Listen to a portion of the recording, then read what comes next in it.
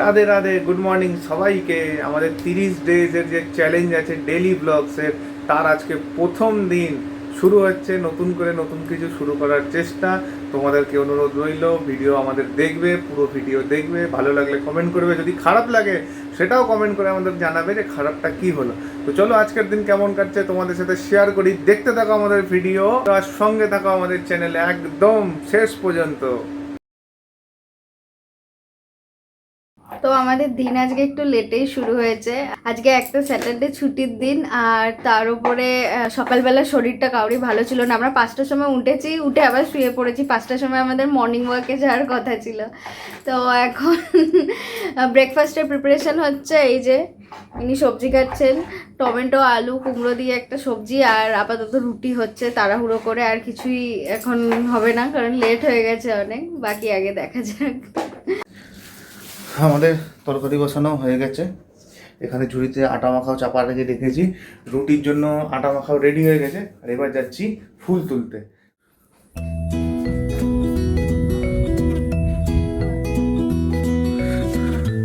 ফুল তোলা স্টার্ট।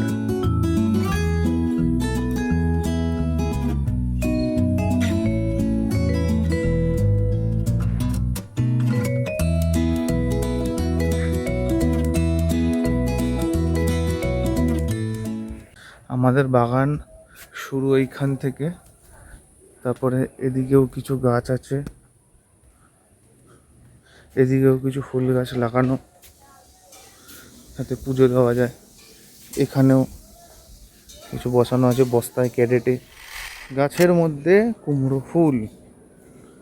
এই যে আজকে কুমড়ো ফুলের বড়া হবে। একদম র গাছ থেকে কুমড়ো ফুল তুলবো।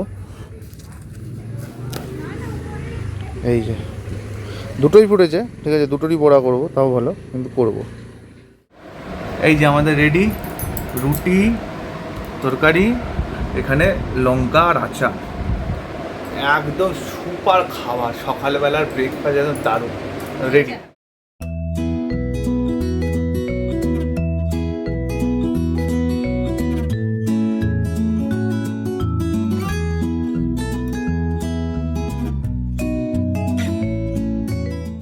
দুপুরের রান্না করার জন্য রেডি হচ্ছি। রেডি হতে গিয়ে একটা মানে কি বলবো, বুকে লেগে গেল, যেটা আলু নেই। এবার আমাদের আবার আলু ছাড়া চলবে না। তো এখন ফাটাকসে চলে যাবো রোদ্দুরের মধ্যে পুড়তে পুড়তে দোকানে আলু আনতে। ये भगवान क्या जुल्म है।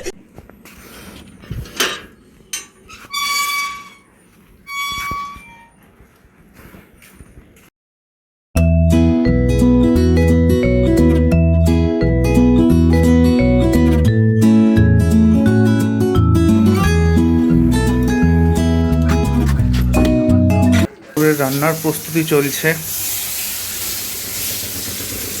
বেগুন ভাজা রেডি, এদিকে হচ্ছে আলু ভাজা, ভাত এখানে হয়ে গেছে রেডি করা একদম, ডালও রেডি। আর আজকের স্পেশাল মেনু কি হচ্ছে বলো, জানো না তুমি? এ বাবা, কুমড়ো ফুলের বড়া।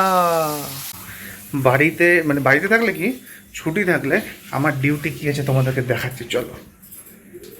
ও সিঁড়িতে গাছ বসানো, কচু গাছ, ভ্যারাইটির ধরনের কচু। এই যে এইটা হচ্ছে আমার কাজ। এতগুলো সব জামা কাপড় কেচেছি আজকে। ইয়ো, গরমের মধ্যে জামা কাপড় কেচে আমি ক্লান্ত হয়ে গেছি, তাই এখন একটু জল খেয়ে রেস্ট নেব। ভেবেছিলাম এসে নেব রেস্ট, কিন্তু তাড়াতাড়ি এসেই শুরু করতে হয়েছিল কুমড়ো ফুলের বড়া বানানোর জন্য প্রস্তুতি। তো এখানে বেসন, তার মধ্যে নুন, একটু কালো জিরে দিয়ে বেসনটাকে ভালো করে গুলিয়ে নিচ্ছিলাম, কারণ পকোড়া বানাতে হবে কুমড়ো ফুলের।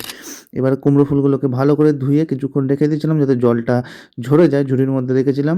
তারপরে বেসনে মাখিয়ে গরম গরম তেলে দিয়ে দিলেই প্রস্তুত হয়ে যাবে আমাদের কুমড়ো ফুলের বড়া, যেটা খেতে অনেক সুস্বাদু, হেভি লাগে খেতে। আমার তো ফেভারিট।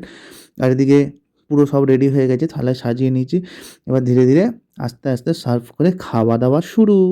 শাড়ি নিয়ে বিস্তারিত আলোচনা, আর কোনটা রাখা হবে, কোনটা কি হবে, কোনটা পিকো করবে, দোকানে দিতে হবে সেলাই করার জন্য, সেইগুলো নিয়ে এখন বিস্তারিত আলোচনা চলছে।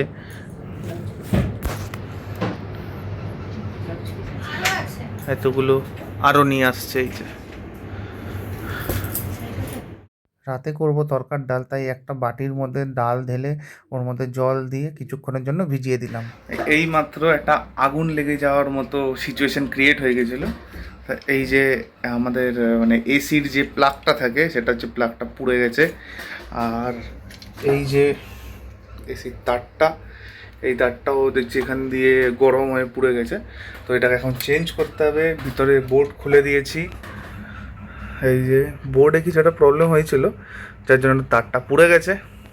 তো সন্ধ্যা দেওয়ার টাইম, সন্ধ্যা দিয়ে তারপরে বেরোবো এই জিনিসপত্রগুলো আনতে। হঠাৎ করে জানি না কেন এরকম হচ্ছিলো, লাইটটা একটু জ্বলছে নিচে হচ্ছিলো। তো সন্দেহ হলো যখন খুলে দেখলাম হ্যাঁ ঠিক এই জায়গা থেকে, বোর্ডের যে জায়গাটা রয়েছে এখান থেকে পুড়ে গেছে।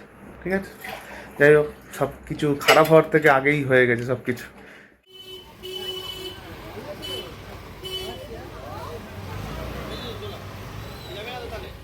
সব কেনাকাটা করে বাড়িতে ঢুকেই চলে এসেছিলাম রান্নাঘরে রান্না করতে, কারণ রাতের খাবার বানাতে হবে। আর তরকার ডাল ভিজিয়ে রেখেছিলাম তাড়াতাড়ি।